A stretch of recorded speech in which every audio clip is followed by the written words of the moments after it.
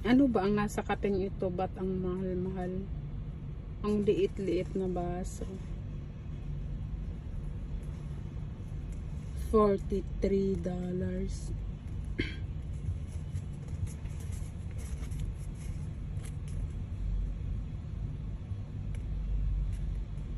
Itong baso ba ang binili dito? Hindi ba yung kape? Kasi ang daming ano, ang daming print. Kaya siguro mahal to. Dahil ang daming print yung baso. Yung paper cup. Yan.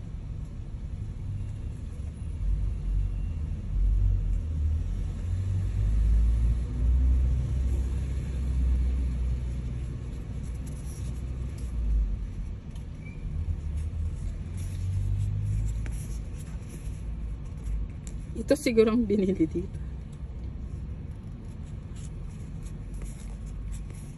Maliit lang siya na baso.